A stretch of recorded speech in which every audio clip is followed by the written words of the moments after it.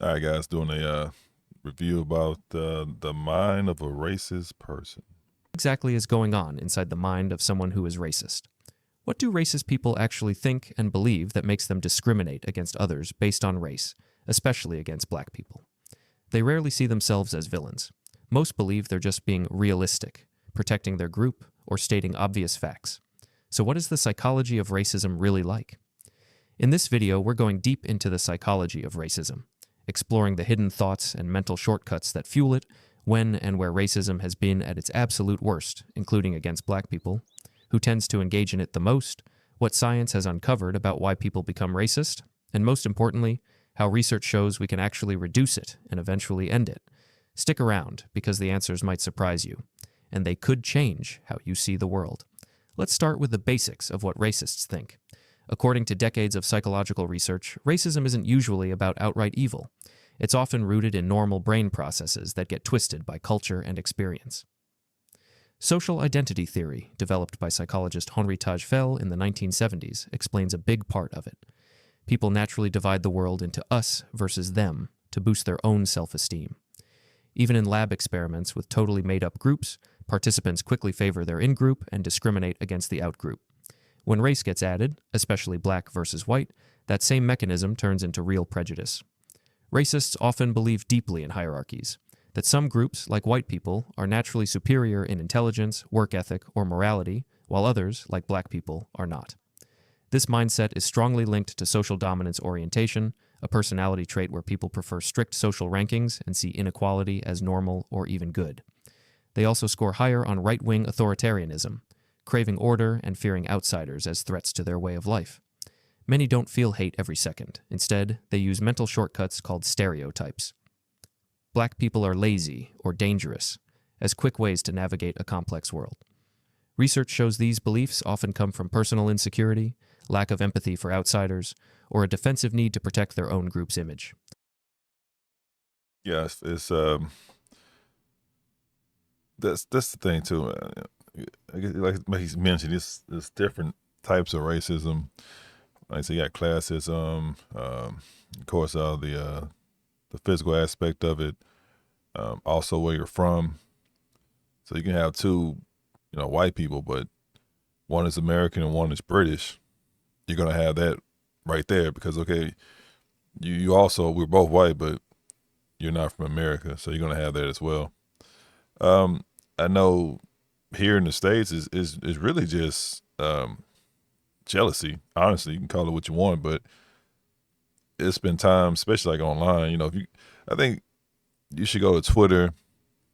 You shouldn't just live in Twitter, but you should X now, but you should go there and you'll get an idea of what racism is because on the internet, same thing with anything online, especially with gaming, you can't get away from it because you're always gonna have some angry white kid, being racist. So I know a lot of people, different cultures, they believe they just pretend that it's not there or ignore it. They won't happen. Nah, I see it with Asian, Mexicans.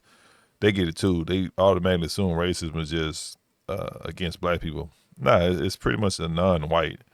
Now I know you can go to Mexico or to Asia, you have white hate. That does happen, but you know the people who's leading racism is white people. That's just what it is. So, and anybody else after them is just supporting the cause because spreading the virus because they don't want to They fall project their victim of being caught up in the whole racist tidal wave. When in reality, everybody gets it. Non-whites gets it at all. So you see that with the Asians, the Mexicans. Oh, if I just try to blend in, I won't fall victim to racism. No. They get the worst because they're around the racist people all the time, every time. Especially they're dating them. They just will just bow their heads and then allow the racist white people to continue their plague. That's all it is to it. But I know here in America it's mostly just because of jealousy. Now you have some they might throw criminals, but I'm like, bro, I told this one Asian guy, and he does tell you does no research. He was bringing up how black people were just violent, criminal, yada yada yada. And I told him, like, bro, I'm gonna tell you something right now. 'Cause I know you just got off the boat. He just came to America to do something. He wasn't gonna be here long. seeing his suit, his briefcase. But I said, bro, those are poor people. Like the neighborhood I stay in, these people are millionaires, multimillionaires, if that. They don't worry about or think about committing any kind of crimes. Taking somebody's life, breaking into cars, they don't even cross their mind. They're too busy worrying about being successful. Now, if you're in the ghetto, that's always going to be around you. It's going to be you going if you're that's the downside of being poor. You're going to be around every type of criminal that you can think of.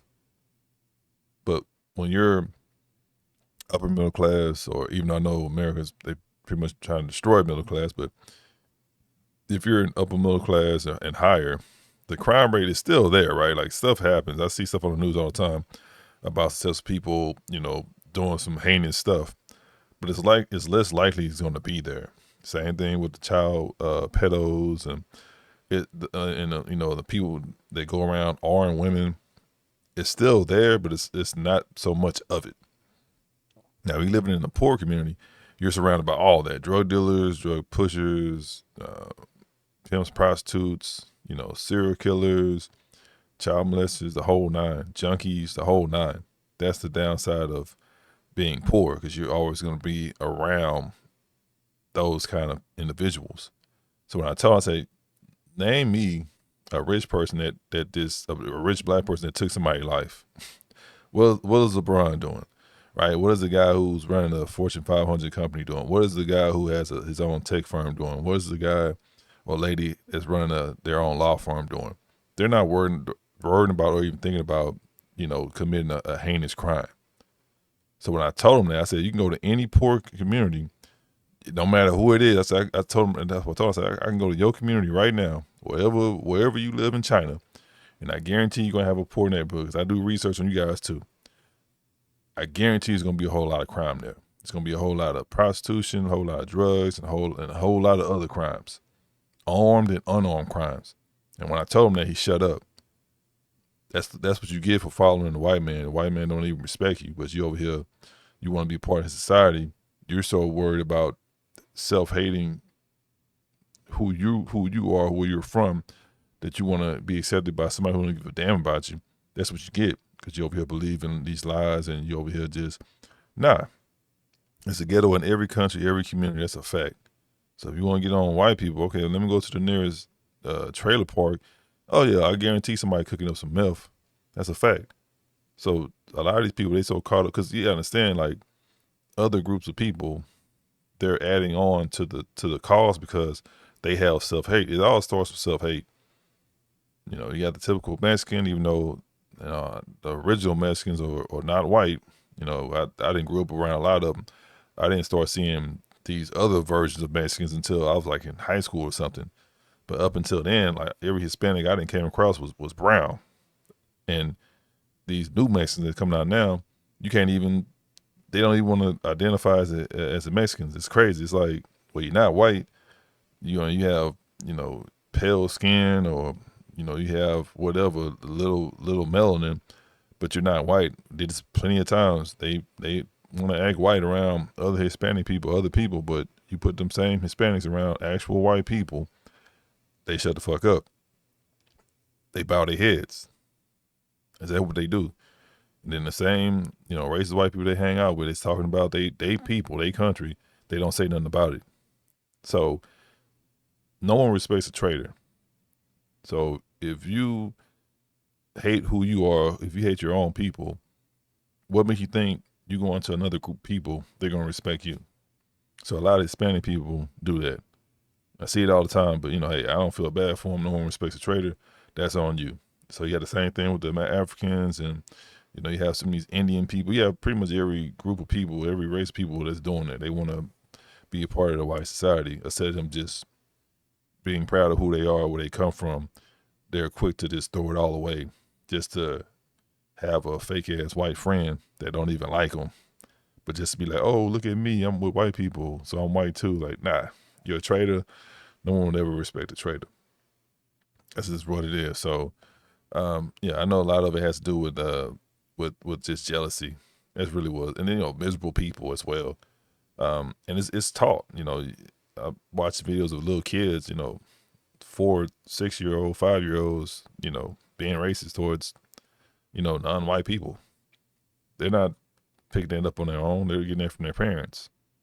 So it's just what it is, man. But you can call it what you want. You can talk about the crime rate, this and that. But that's any group person, any group in a society they have their problems. I tell you what, in America, who's leading crime rate? It's gonna be white people. They got busted for child porn and kidnapping and all that stuff like that, and no one's ever gonna be able to beat the amount of violence that the white person has produced over all these years. No one. Fears onto black people and convince themselves their views are just common sense. But where did this all begin? The psychology of racism as we know it today is surprisingly modern. Before the 1500s, people had prejudices based on religion, tribe, or culture, but the idea of race as a fixed biological hierarchy was invented during European exploration and the transatlantic slave trade. Yeah. Europeans needed a moral excuse to enslave millions of Africans. By the 1700s and 1800s, and this is the thing too, because people don't do research. If you want to read, if you get the book, it's called White Cargo. Every group of people has dealt with that. The Asians, the Indians, Native Americans, the Russians. Everybody pretty much dealt with that at some point in time. You can go all the way back until you had the Viking era. What would they do? They would go raid other villages, other empires, whatever. If I'm saying that correctly, and they will what they say, loot and raid, loot and pillage. So they'll go through there. They'll burn the town.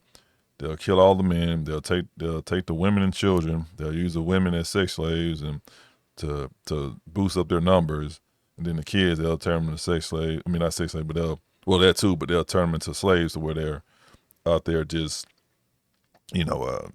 taking care of the fields and stuff like that. So it's been happening, but that's how I know someone's racist when the first thing they bring up is that it's like, oh, Africans. It's like, bro, like you do know that they had a woman in Louisiana here in the United States that had a whole field of white slaves. And even though the town didn't like it, they couldn't do nothing about it. It's a legitimately black woman in Louisiana. She had a whole bunch of white slaves. So there was slaves even back then. White slaves wasn't no different than black slaves. Those two was working in the same field, in the same cotton fields. That's a fact. The only difference is they started using more of the Africans because now the Africans, you got the free men, you had them out there as well. It was all mixed in together, but they started using more of them because they can sustain the brutal heat, the temperatures out there. But they had white slaves working with the Africans as well, with the Native Americans as well. So they had Chinese people out there as well. I mean, as far as the coal mines, because you people don't know this either. They had them same white people. They would come. I think it was BlackRock, whoever it was, one of these crazy ass corporations that still run to this day. They had them coal mines. So what it is, the companies will go out there. They'll buy the land so they can do go ahead and pull the coal out of the tunnels, and then they would have the village people there, and these are white people, because they bought the coal mine in the town. Then they'll employ all the workers. Hey, we got work for you. You got this coal mine open up. We got plenty of work. Go ahead and start working. So they started working, and then as time went on, they started extracting resources from them. Said, okay, well, we'll put you in room. They'll have like apartments and everything set up for them. Okay, we got a place for you to sleep. We got a place for you to work. We got everything taken care of. Cause they literally just bought the whole town. So all the miners that would go there work, and as time went on, they said, hey, that apartment that we put you in, you got to pay rent now. Hey, that supermarket that we was letting you guys get free food from, you got to start paying now. Hey, you got to pay electricity. You got to pay, they start putting bills on them. So they flipped the script. And then at the end of the day, when it's all said and done, they just didn't pay them whatsoever. They had their guards and stuff. They said, hey, nobody leaves. If anybody leaves, you take them out. So they literally had just captured this whole village of people, of white people, to where the miners, they was literally working for free. And then as time went on, somebody broke free and got a hold of, the authorities or whatever, and then they shut it all down. But they've been doing it for a while. I think it's called Rockefeller or something like that. I gotta look it up, but yeah. So that's how I know someone's race when they go straight to average. Like, bro, like y'all do know Asians, white people, all them people was going through it at the same time. So that's his story, not history. So if you do your own research, you'll find it out. But for the people who's making fun of them, it's like, bro, I can go to Asia right now, and y'all got some kind of slave thing going on right now. That's a fact. This is what it is. But everything don't hit the news. But they so quick to keep they skeletons in the closet. But if it's black people, like I said, I know it's you know uh, Africans, Black Americans, and whatever, they want to constantly exploit that. When in reality, it's like I told you guys, I did a video about how the Mexican guy, he sexually assaulted his own daughter. They want to keep that under wraps, but I'm like, no, that happens a lot in their community. They just don't talk about it. So all I'm doing is just spreading awareness. But it's like, bro, like if you do your research, you're gonna understand how slavery really works. Like that's been going on. It's not a color thing. That's been going on. Matter of fact, who built the pyramids? See that pyramid you got right there? Who built the pyramids? Had a whole bunch of white slaves. Do the research. But a lot of people, man, the racist white people, they just don't want to see non-white people doing great. So I know a lot of they like, oh, if we don't say nothing, they won't bother us. No, they gonna bother everybody. They've been bothering everybody. The only problem is that black people, you just can't get over on them because they're gonna speak up, they're gonna protest, they're gonna do what they need to do to put you on the spot to spread it, to spread awareness. They're being done wrong. Now, if it's an Asian or Mexican or something like that or Indian, they ain't gonna say nothing. They gonna shut up and just bow their head because they want to be accepted by the white people. The same white people don't give a damn about them. So, Scientific racism took over, ranking white Europeans at the top and black Africans at the bottom. Early psychologists even joined in, calling black people childlike or inferior. This wasn't fringe thinking. It shaped laws and science for centuries. Racism hit its most extreme peaks in the 19th and 20th centuries. In the United States, after slavery ended in 1865, Jim Crow laws from the 1890s through the 1960s enforced legal segregation, lynching, and second-class status specifically for black Americans. Across the ocean, Nazi Germany from 1933 to 1945 turned racial pseudoscience into the Holocaust.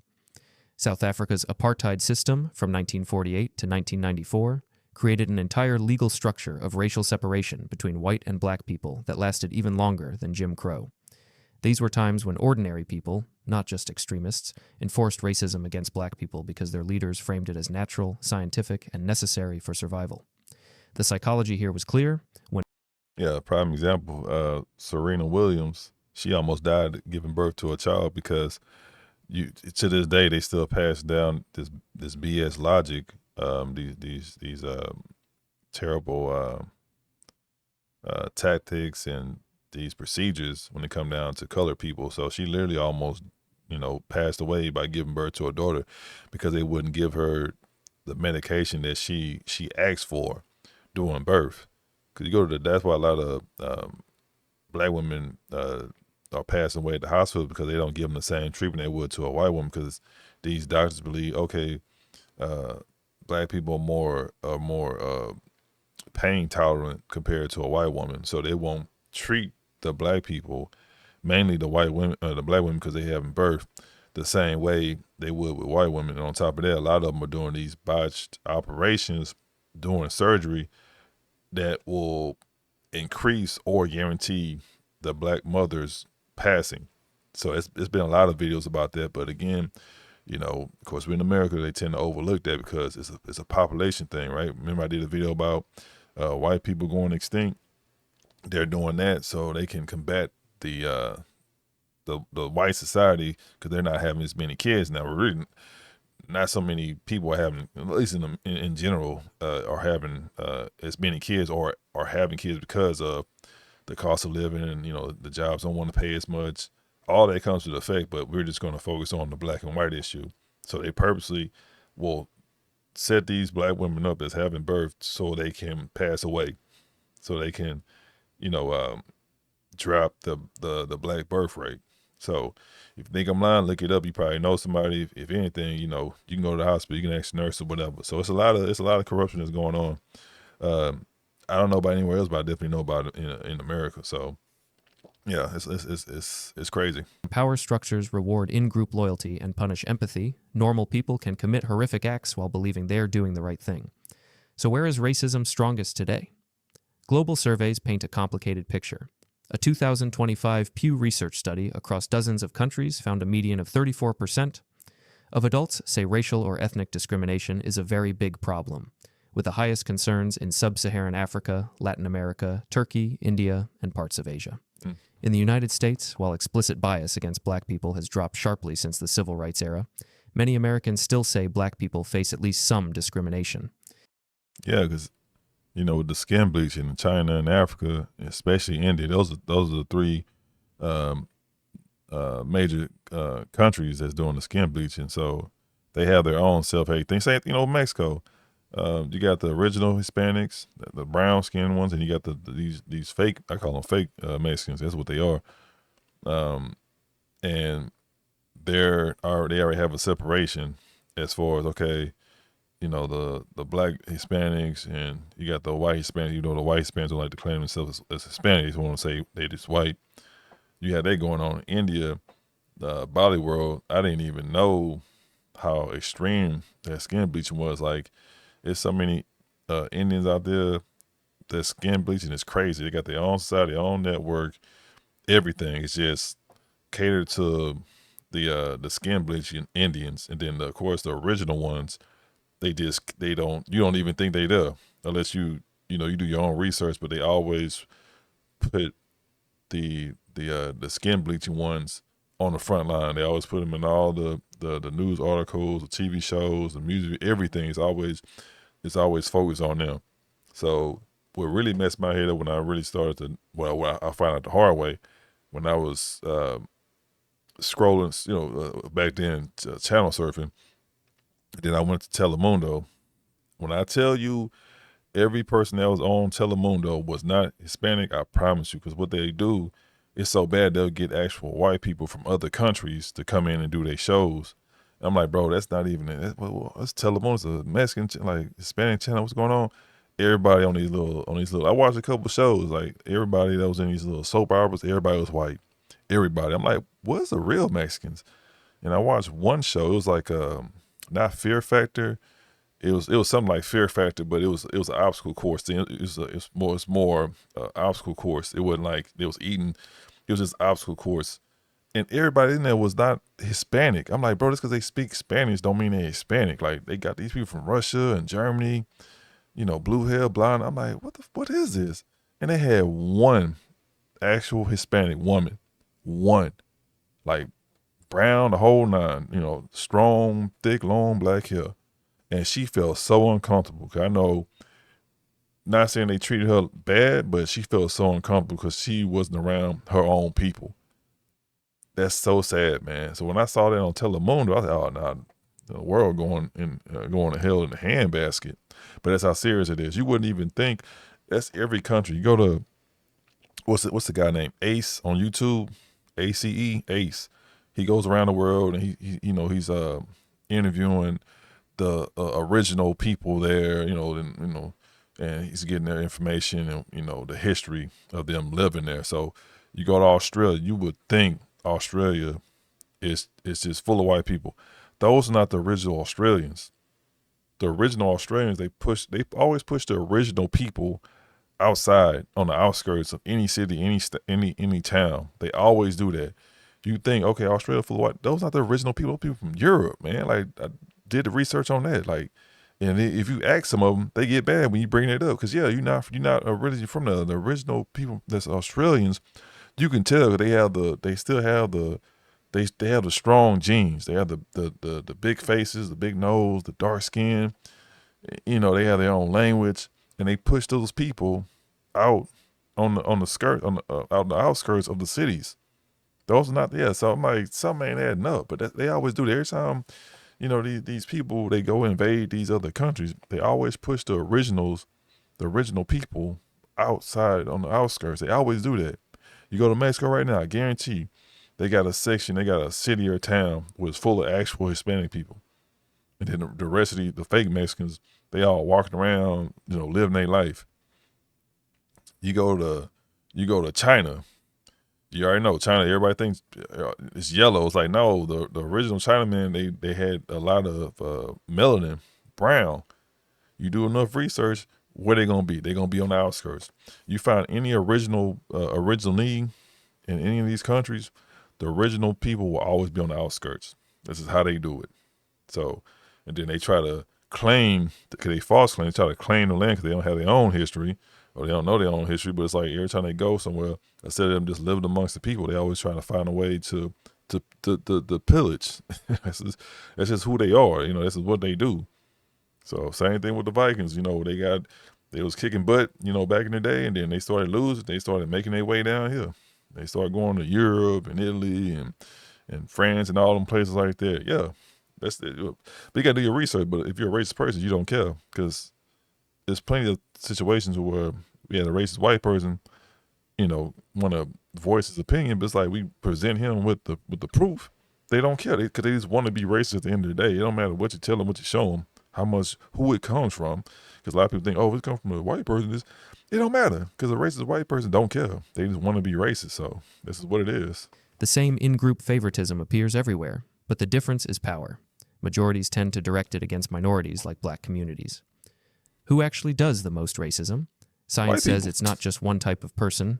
Anyone can fall into it under the right conditions. But certain traits make it more likely, especially toward black people. I'll tell you this right now. I mean, you don't need to look. You don't need to Google search that. It's gonna be white people. They started it. They've been doing it. But slavery, that happened in every culture. That's what it is. Go to Japan, you go to China, and that's been happening. But I tell you this right now, white people didn't exist. Them same self-hating Asians, some same self-hating Indians, Africans, Jamaicans, even though they Africans too. They wouldn't have it in, because they're doing that because they want to be accepted into the white community. That's why they have it. They wouldn't have anything to compare it to. Notice that you never hear a racist Asian, self-hating Asian want to be Jamaican, want to be an Indian. It's always centered to them wanting to be. They want to be white, and they also want to be accepted into the white society. It's always that. You never hear Africans say, "Oh, I want to be a Jamaican. I want to be, Russian." But you got black Russians out there too, Russian or this and that. It's always centered to them wanting to be a white American. It's every single time.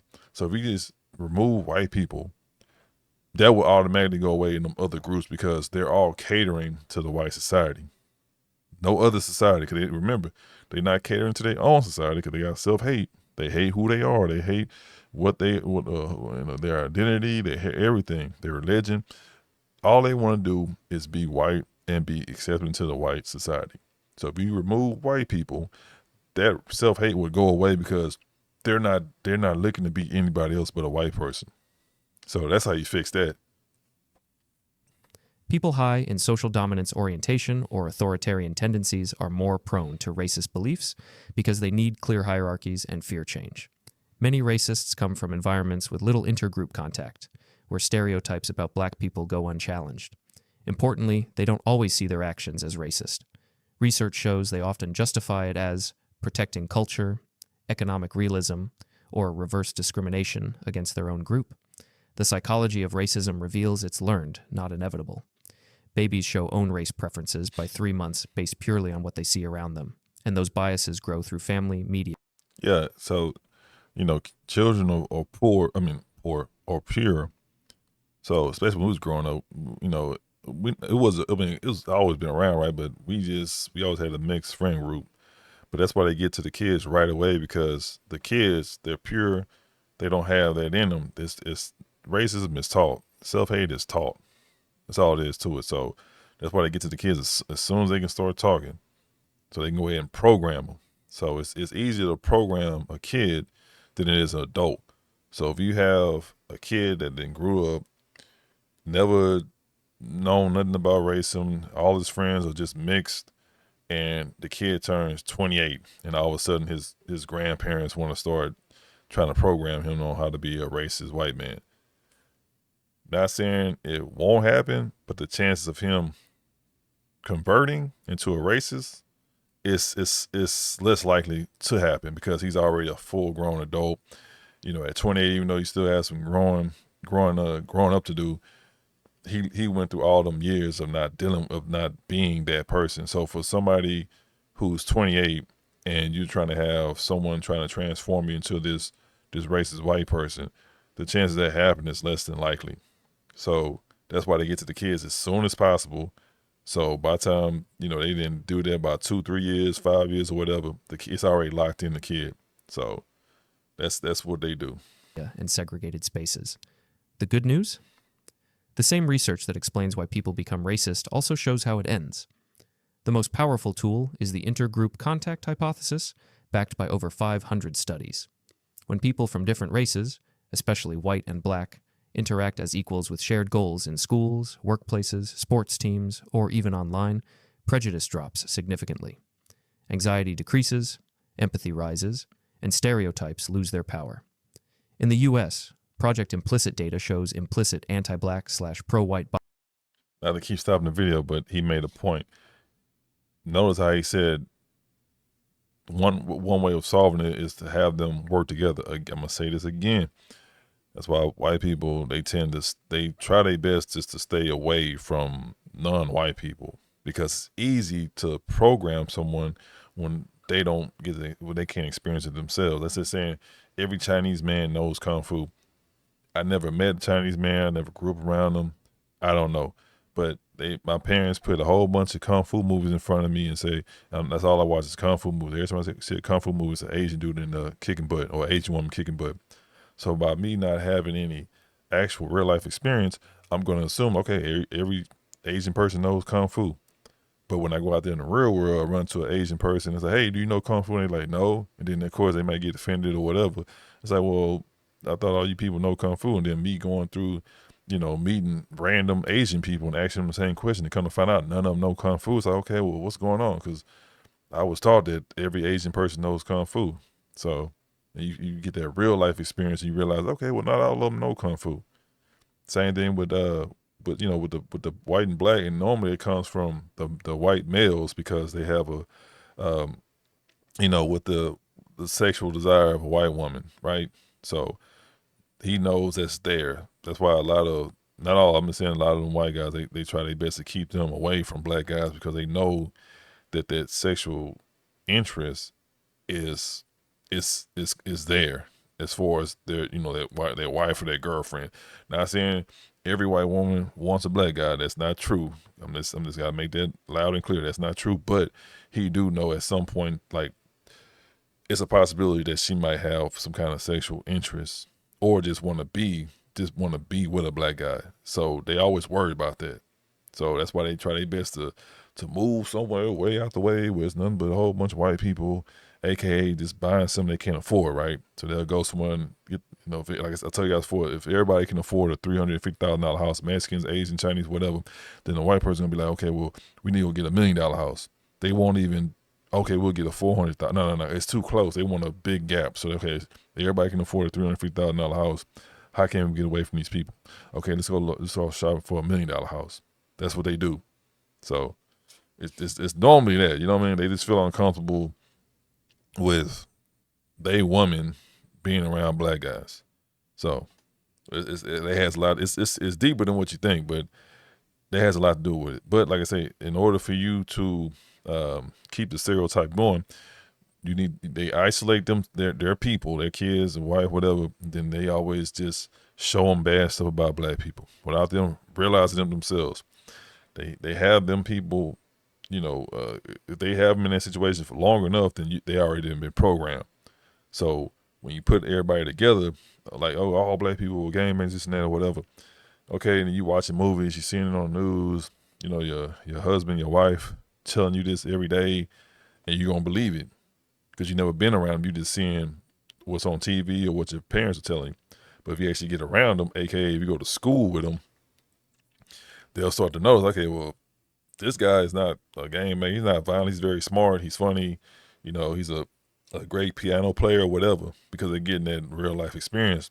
That's why these white people, they'll do everything they can to put their family somewhere with just mostly white people. That way they can carry on the stereotype. Not saying they just doing that solely just to get away from non-white people, because you do have some, they successful, they want their family to be in a great neighborhood, yada yada yada. But the average one, they're doing it just so they get away from non-white people. That's really what it is. And you have the rest of them, that little extra amount that's they want to do that because they want their family to be in a nice neighborhood. But it's also has a lot to do with not being around them avoiding being avoiding the non-white people. So it's a lot that goes into it. But of course, if you get the first-hand experience, you realize, okay, well, again, like I told you guys before, the Asian, not every Asian person knows kung fu. You wouldn't know that until you get the real life experience. That's why they try everything they can to, they brainwash the kids. As soon as they able to talk, they isolate their family away from other groups, other ethnicities. That way they can easily manipulate them because they're not around them for them to know. All Indian people, they stink. Oh, look at the TV show. Okay, then your wife gonna think every Indian person stink, and then she go to a Whole Food market and she run to a family of Indian people and they smell like roses. Then she gonna be like, okay, well, that's kind of odd that all of them stink. So that's that one encounter. They go back home and say, okay, I ran into a family of Indian people at Whole Foods. She tell her husband they didn't stink. Oh no, that's probably but all of them stink. That's probably just that one group. But guess what? If she keeps going back to that Whole Foods and running to different families of Indian people, and none of them stink, then self-consciously she gonna be like, okay, well, something not adding up because every time I run into them or meet one, they never stink. So go back to the husband and be like, you told me all of them stink, but none of them I met stink. So what's going on? Then she realized, okay, he jealous and this and that. He been lying. She been lying. I mean, he been lying to her, and then you put two and two together. So that's why they try everything they can to keep their kids away from these non-white people, because if they allow the kids to interact with non-white people, they gonna find out real quick that the stereotypes are not true. So bias has fallen 26% from 2007 to 2020 thanks to changing norms and more contact. Interventions like prejudice habit-breaking training teach people to catch and replace biased thoughts in the moment. Systemic changes matter too. Desegregation policies, diverse education, and fair institutions weaken the structures that feed racism against black people and others. Here's the hopeful reality from psychology. Racism isn't hardwired into our DNA for modern racial categories. It's a habit built on ancient survival wiring for coalitions and threats, but it's incredibly malleable. Explicit bias against black people has already plummeted in many places. Implicit bias is shifting too. When societies invest in real contact and honest conversations about history and power, racism shrinks. The psychology of racism shows us it's not about bad people, it's about ordinary minds shaped by history and systems, especially in places like the U.S. where black-white tensions have been so heavily studied. But ordinary people, armed with contact, awareness, and that's because everybody's. I mean, I'm not saying everybody, but as a whole, right? But every country is always paying attention to what's going on in America. So America knows that. So that's why they try to push that agenda, because a lot of countries do follow that. Oh, black people are bad, and then you got everybody around the world who's, like I said, they want to be a part of white society. They're gonna listen to their white guide.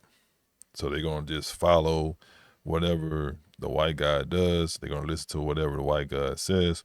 That's what happens. So that's why it's so put. Don't get me wrong, there's other countries too. You got the UK and you got Canada. Every country deals with that, but they're always paying attention to what's going on in America. You think if America were to get their shit together and be like, okay, black people are cool, let's do right by them, let's right our wrongs. Other countries are gonna see that and be like, well, they said it was bad people, and now they're not saying they're not bad people. So okay, whatever, they're not bad people. This is what it is.